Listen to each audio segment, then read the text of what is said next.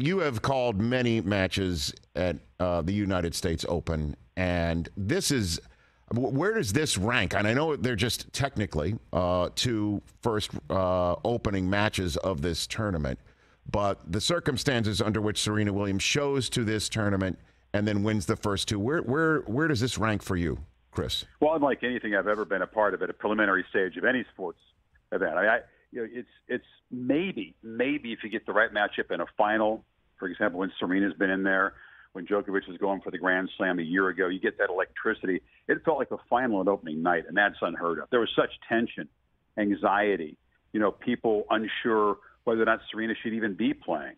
How is she going to look? And for 5 games, it looked pretty ugly. And then, obviously, she snapped back and turned it around. Wednesday, last night, was just a celebration. It was a whole different vibe. She came out. She answered some questions. The crowd wasn't nearly as anxious. And it was a performance that I'll never forget. I mean, you got to remember, she's a month from being 41. She's a mom. She's barely played in a year.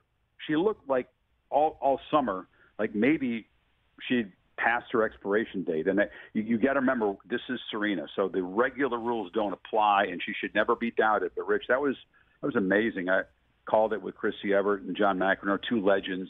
They were able to frame sort of what we were seeing really well. And it was pretty staggering. Her level of play in the third set, after she got dusted off pretty good by Kontaveit in the second, you think, I don't know if she's got it physically for this last set. And from the first point of the set, new energy, hitting the ball big, and the crowd was just came unhinged. It's funny you said this is Serena, because when Mary Jo Fernandez asked her afterwards, a legitimate question, are you surprising even yourself? She kind of gave her this look like, I am Serena, and it's just like, okay, like that was, she puffed up and she said what she said, and I can't wait to see where this goes. Where do you think this can go, Chris?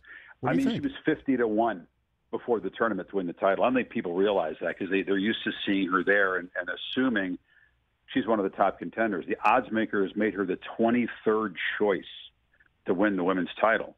More than half the field wasn't even born when she turned pro.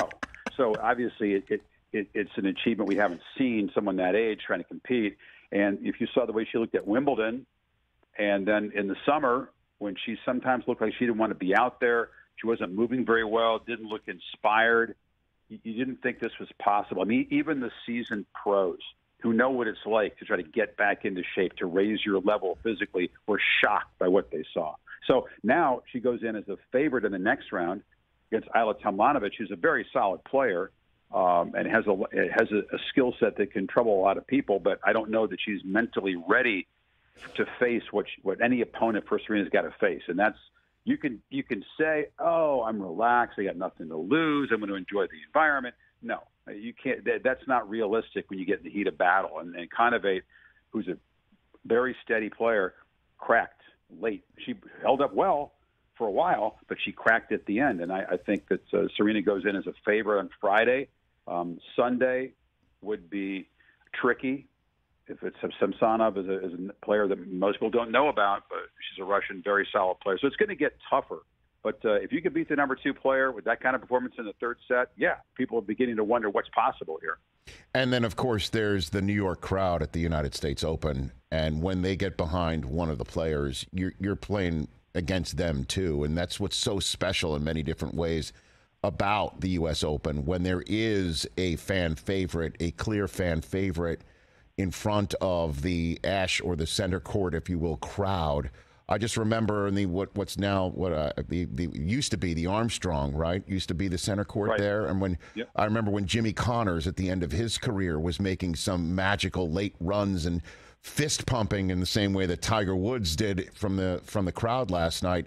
It's just, there's nothing like it, man. And I imagine that's just going to keep building as long as Serena stays in this tournament, Chris Fowler. Yeah, Agassi's matches, you're exactly right. The old days in Armstrong, Jimmy, John to some degree, but Agassi and Arthur Ashe Stadium, when it was clear the end was near for him, and this is beginning to feel like that. Pete Sampras, of course, went out, retired after winning the U.S. Open in his last match, but Pete, as great as he was, never commanded the electric crowd support that Serena does. I don't know where this is going. I think it was interesting to see the atmosphere last night. They were beginning to cheer Kontaveit's faults, and they were beginning to boo electronic line calls, which can't be overturned. Serena raises one finger. Nope, stop it. And they just got quiet. Love it.